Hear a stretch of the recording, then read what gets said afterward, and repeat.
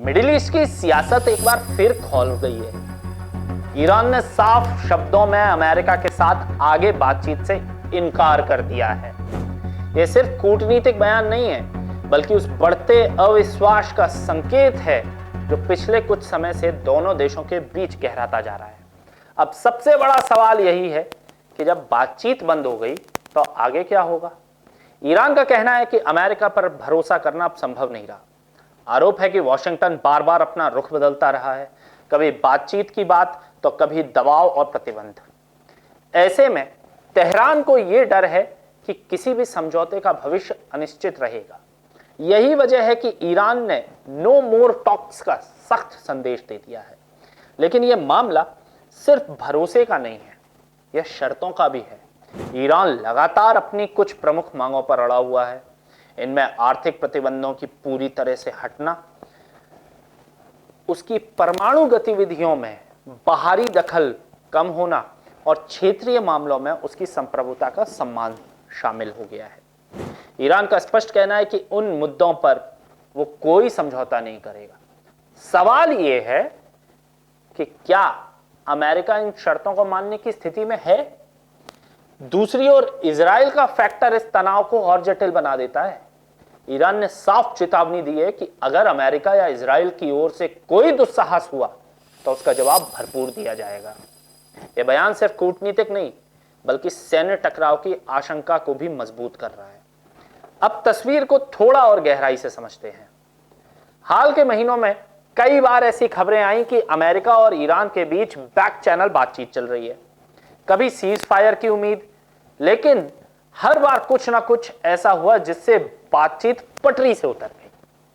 कभी नए प्रतिबंध, कभी सैन्य गतिविधियां, इन सब ने भरोसे की नींव को ऐसा कमजोर किया कि अब यह दोबारा इमारत खड़ा करना ना अमेरिका के बस की बात है, ना इजराइल के और ना ईरान की। एक्सपर्ट्स का मानना है कि यह विश्वास का संकट अब अपने चरम पर पहुंच चुका है, छू चुका है ये अपनी पीक।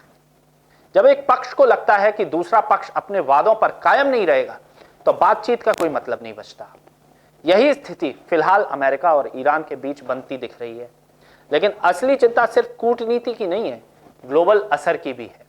अगर यह टकराव और बढ़ता है तो इसका सीधा असर तेल बाजार और अंतर्राष्ट्रीय व्यापार और वैश्विक सुरक्षा पर पड़ेगा।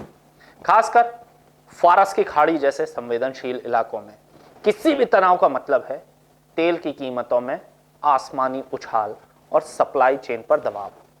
अब एक और सवाल उठता है कि क्या यह स्थिति युद्ध की ओर बढ़ रही है।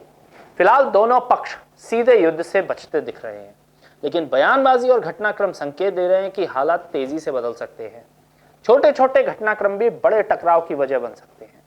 चीन और अन्य देशों की भूमिका भी यहां अहम हो जाती है।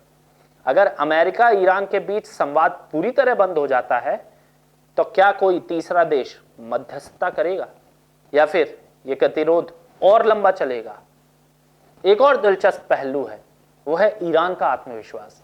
हर बार यह संदेश दे रहा है कि वो किसी भी अल्टीमेटम से नहीं डरता और अपने राष्ट्रीय हितों की रक्षा के लिए हर कदम उठाएगा।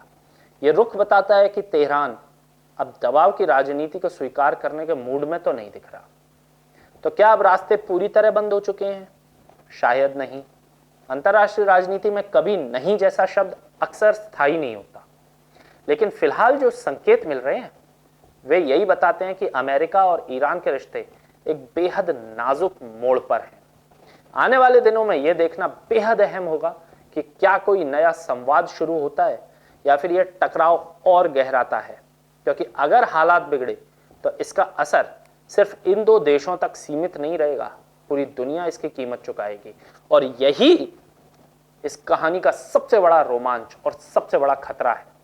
आगे क्या होगा इसका जवाब अभी किसी के पास नहीं है। बाकी आप इस बारे में क्या सोचते हैं हमें कमेंट्स में बताएं।